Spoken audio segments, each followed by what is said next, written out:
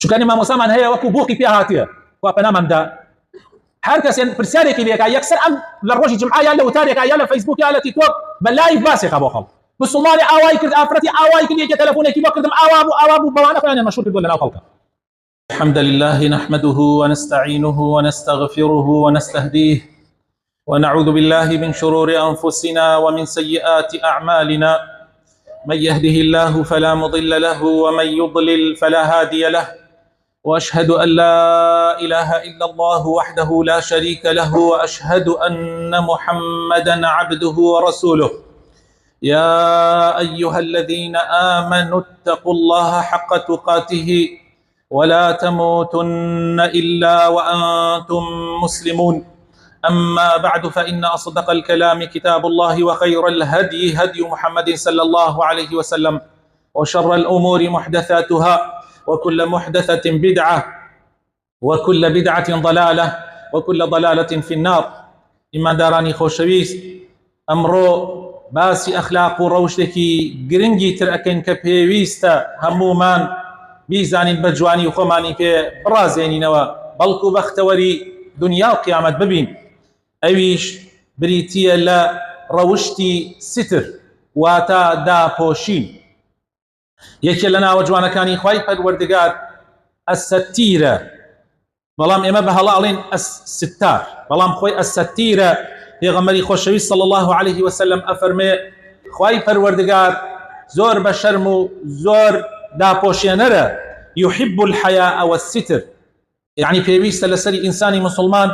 کەوا شەرمن بێ و هەروەها داپۆشێنەری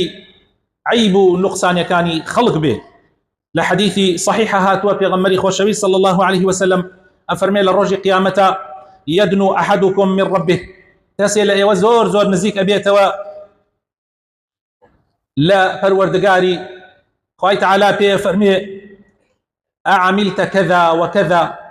آية فلان شت وفلان شتت نكرت أما طبعا دواء أودي كواكر دوكاني همو عرزة كري بلام سيرك هندي لكر دوكاني باس نكراوة بيشان نادري الله يتوبلي خواي تعالى كي نزاني بي جا خواي تعالى لي نزيك بيته وفيه فرمي تو فلان شت وفلان شتت نكرت أيوش الله بلي پروردگار أم جا الله أي فلان شت وفلان شتت نكرت أيوش الله بلي أي پروردگار اعترافك وباشان خواي تعالى أفرمي إني سترت عليك في الدنيا وأنا أغفرها لك اليوم أفرمي من لدنيا سترم كردي بوتم دا بوش نم يلان لنا وخلقا حياة بچي أجر خلقي بيتيان بزانا يا حياة أشو أمروش لنا أوهمو خلقيا ككرده وكاني إنسان كان إعلانك لي ما دام تول لدنيايا دات وشي شرمت كرد خوتت ستر كرد أو منيش أمرو بوتي دا بوشم لمروجا جا خوي تعالى داوي لمن كردوه كوا إيميش أهلي ستر بين بو خومانو بو خلقي تريش.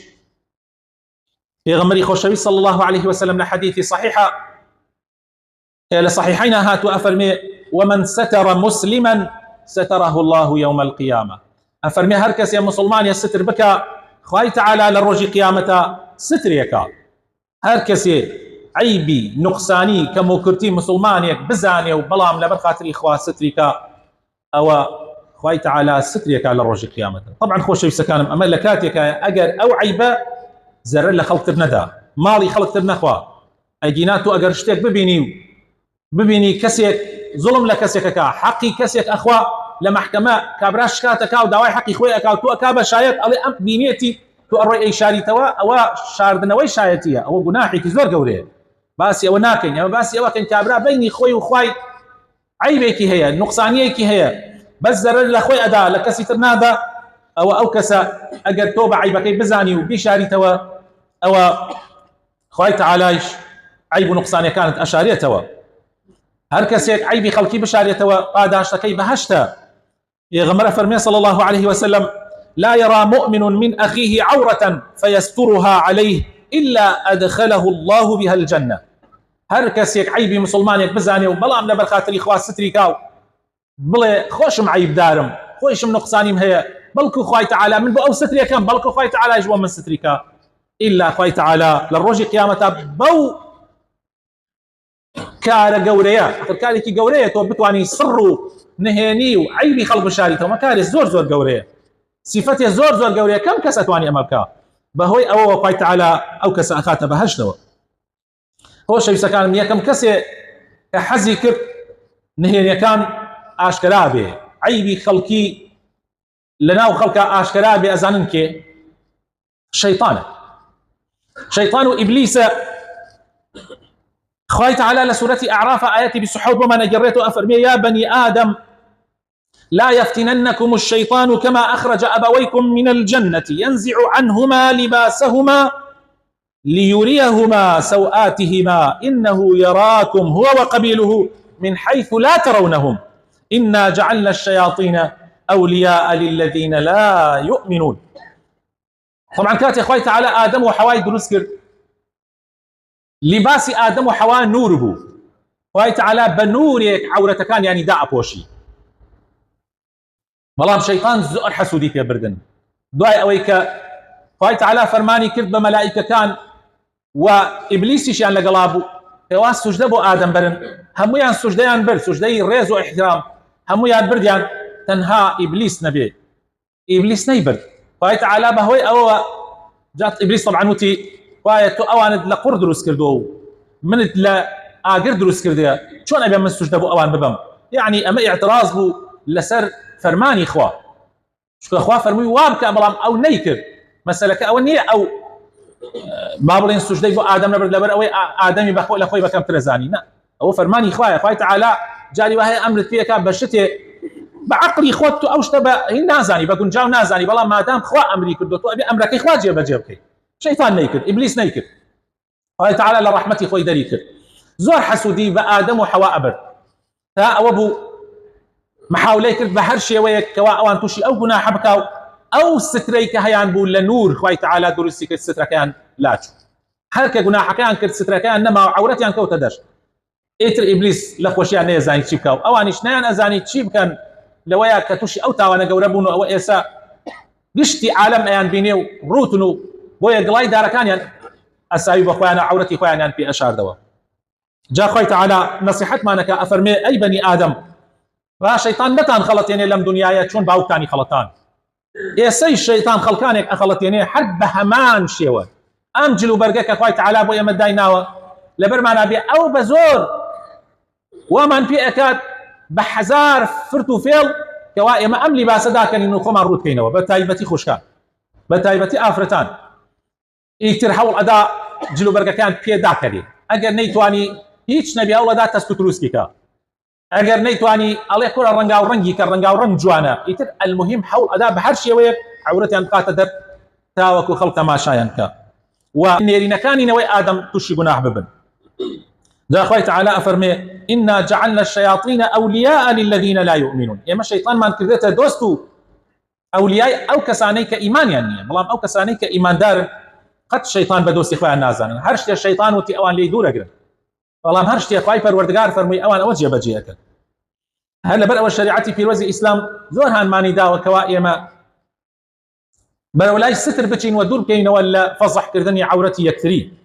فاي تعالى لقران في وزي لسوره النور افرمي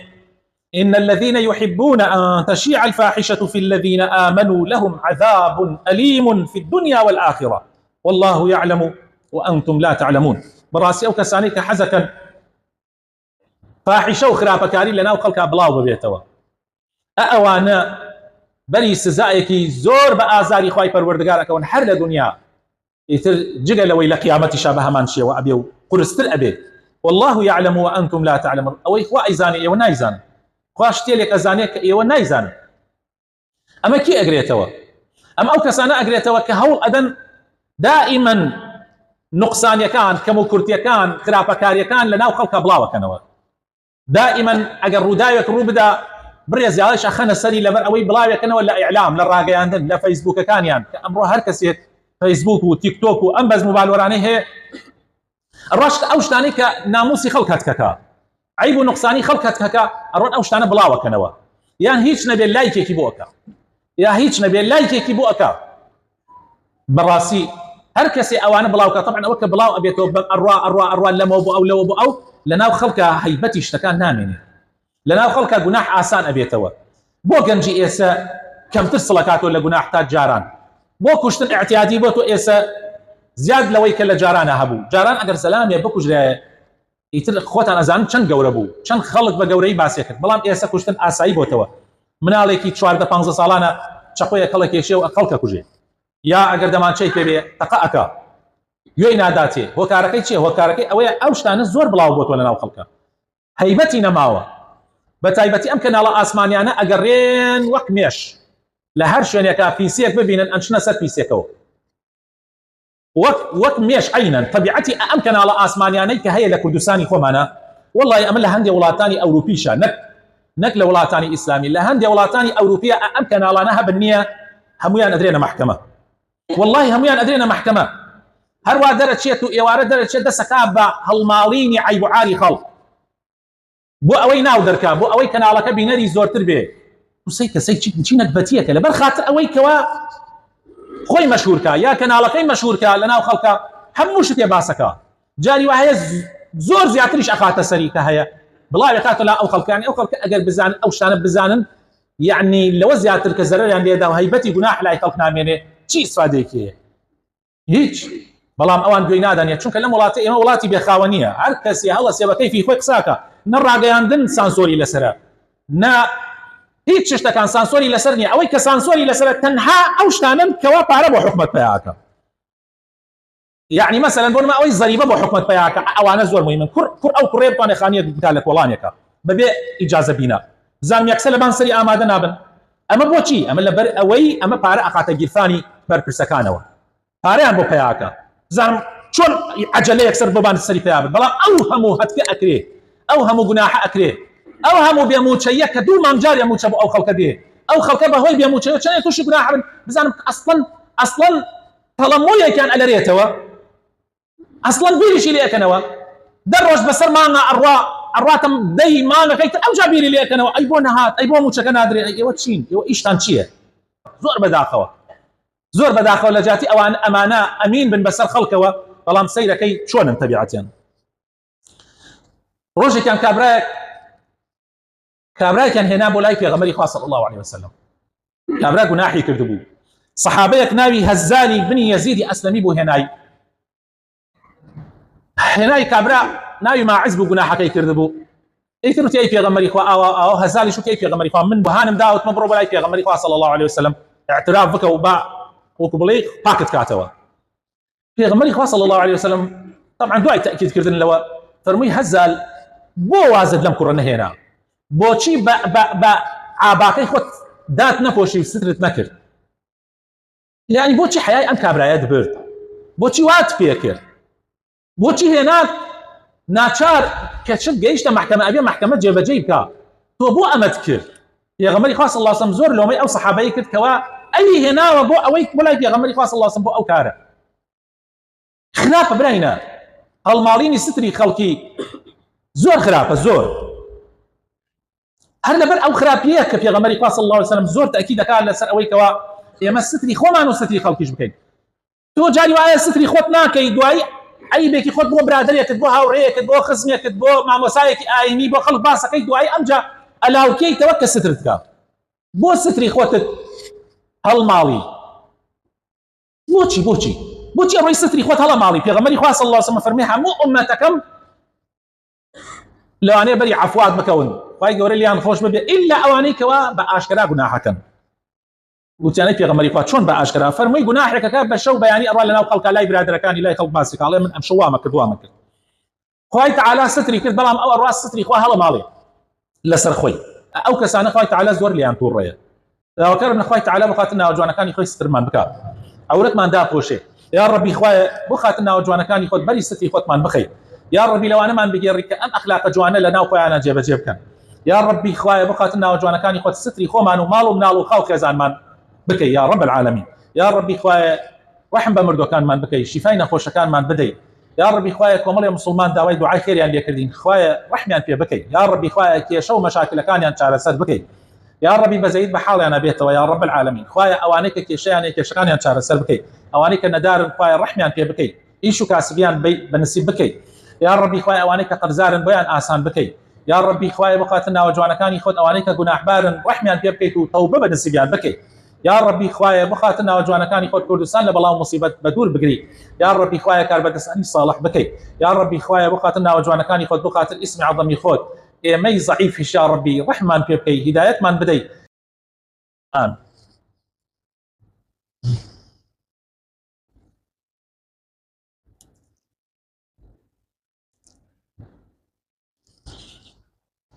آمين آمين. الحمد لله رب العالمين والصلاة والسلام على رسول الله الأمين وعلى آله وصحابته أجمعين. يا أيها الذين آمنوا اتقوا الله ولتنظر نفس ما قدمت لغد واتقوا الله إن الله خبير بما تعملون. خوش يسكان طبعا ستر برزان شار سريكي كوملايتي زور قورية بلام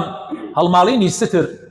قورترين بلاو نخوشية بو هر كوملقايك وافنا من دار لبروا شريعتي اسلام زور لسر ام بابته شو بلام من هر حسب كرت هندي اكرون كرنا وتان بيبدم اجينا منات وين حقي بابتك وكفي بدين لو تاريكي كرتا يكي كتر لو شتانيك في غمري خاص الله عليه وسلم زور تاكيدي كردوه لسري سواء يمستريكين عيب نقصانيان عورتي مالو بناري خومان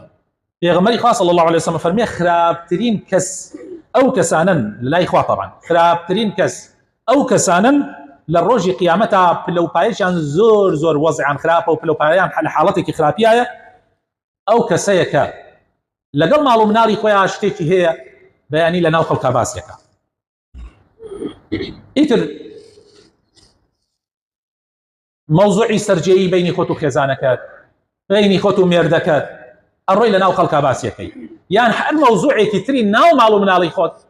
الروي للاي خلق باسيكي او قورترين كيشي تصور أكن خلق هي تصور أكن خلق هي وهيج سير نبي للاتان وصفي جنكي بو بياوي خلق ذاته يعني من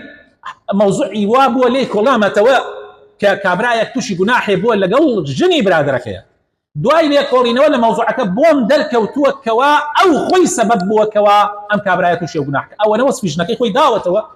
واي بيك دو كوا ام كابراك ما حي جنكيك هذا خوا طبعا بهمان شيء وعكسك شيء جنيش بوك يا وكي خوي انا كارساته بويا وانا وكو الشيطان وانا يا غمري خاص الله صم تشبيه انا كذا الشيطان دو شيطان اجنيه كتري سرجي اكن دبردن خلقها طبعا دبردن خلقها بعلني او انا وكو وانا هروها كاتيت وخويك ناخوش ابيني يا غمري خاص الله عليه وسلم نصيحت ما نكا كوا للاي خلق باسينك افرمي اجر خويك ناخوش تان بيني مرة لا يهمون كسك باسكا لا أمو لا أو لا أجر بوت كراه الباسينكي وسيت بكي تلاي تشبتاو أنا بقري تخوال شيطان أو زور زور باشا أجر حال زور زور ناراحت بوي لاي ما مسايكي شارزاي دينداري لخواترز كلا سن من برو باسينكا شو كان ما مسامن هي وكو بوقي فيها هاتيه وأنا ممدا حركة برسالة ليك يكسر أم للروج جمعة يلا وتاريك يلا فيسبوك يلا تيك توك بل لايف باسك أبو خل بسلماني آواي كرد آفرتي آواي كل يجي تلفونك يبغى كردم آوابو بوانا خلاني المشهور كردوا لنا وخلقه يعني أوش نكبتيه بالراسي فقد برسال لو جورا ما مسانا مكة شنك عورة كشفك لنا وخلقه جاري وهي توك باسيكي أو لمن برو باسيكا وخلقي قرك كي لا يخوض دانا شون ليراك دواي أزاني قصدي توي أما غلطت بالراسي بويا أجر زور زور ناتشار بوي أو خواب كباش ولا هيج كسي نيري اگر زور زنا چار بلاي ما مسائكي زور دیندار زور لخواتر باسي كشارزاي هبي لخو چونك هم كسي كشارزاي لخونيه مرجنيه كسي ملابي لخو بزاني شي خوف يوندي ملايتي ونيه جاري واي خلق ملايش نيه بلام لخو ازاني خوي تعالى اوهي بهي بيداو يوادر ام نصيحه انا اسفاده ابو بيبوتان نسال الله ان يستر عيوبنا ويغفر ذنوبنا ويتجاوز عن زلاتنا وهفواتنا وان يصون عوراتنا ويؤمن روعاتنا إنه قريب مجيب. اللهم حسن أخلاقنا، اللهم أصلح أعمالنا وطهر قلوبنا واستر عيوبنا واغفر ذنوبنا وتجاوز عن سيئاتنا وتولى أمرنا. اللهم إنا نعوذ بك من قلب لا يخشع ومن علم لا ينفع ومن نفس لا تشبع ومن دعوة لا يستجاب لها.